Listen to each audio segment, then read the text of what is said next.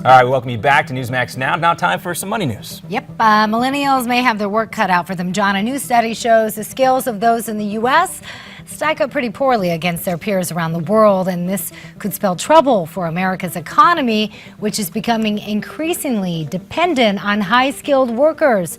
A study conducted by the Educational Testing Service shows millennials in 15 other countries outperform American millennials in several areas. Tesla executives are taking their skills used on electric vehicles and applying them to home energy. The company's CEO announced yesterday that Tesla will build batteries to power homes and businesses. The power system runs on solar energy, and the company says it will allow people to live, quote, off the grid.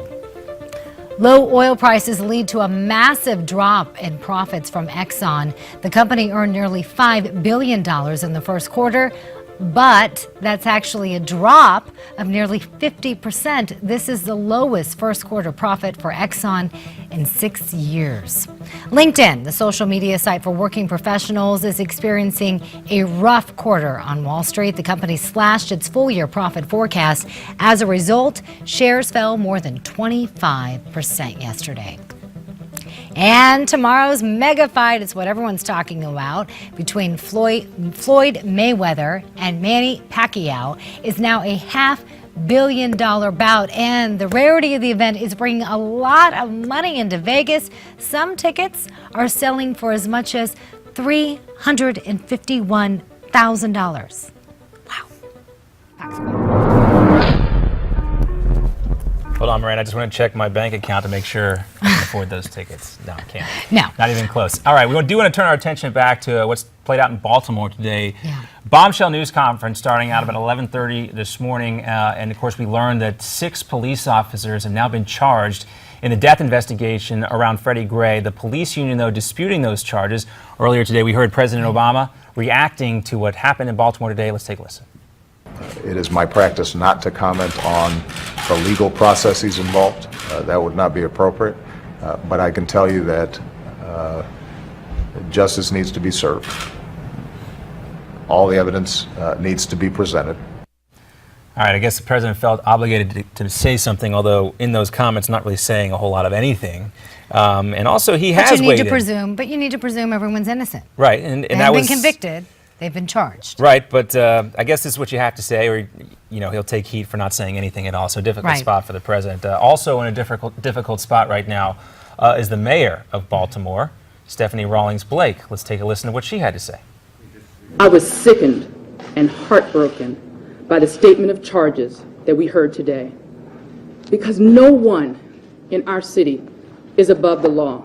Justice must apply to all of us equally.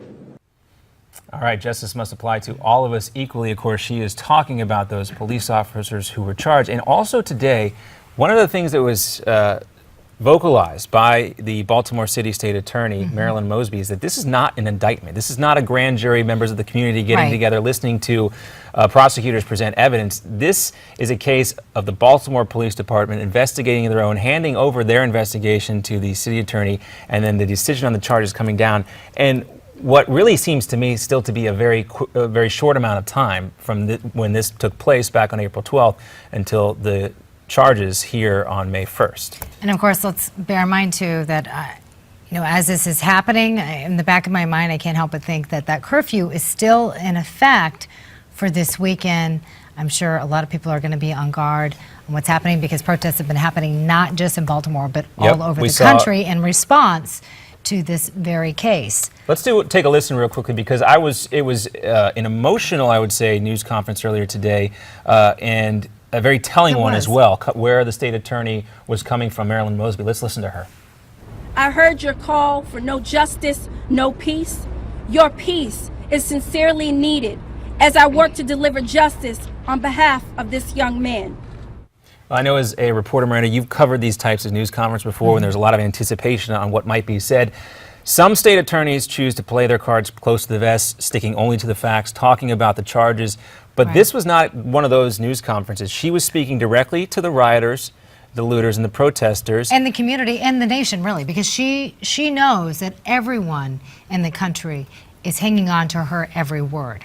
Yeah. And I think it's important that, she came right out and said Mr. Gray's death was a homicide, that his arrest was illegal, and his treatment in custody amounted to murder and manslaughter. And we also learned about several new stops that van made, and a lot of the other stories that we kind of referred to as speculation, including the ABC report about the witness who may have heard Freddie Gray rolling around trying to hurt himself. That proved to be discounted.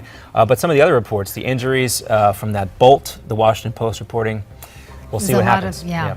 Coming up next on Newsmax Now, CNN anchor Brooke Baldwin steps in big time when she links Baltimore's policing issues to military veterans. Find out more. Yeah, plus a California congressman almost gets into a fight with a protester. So what's this all about?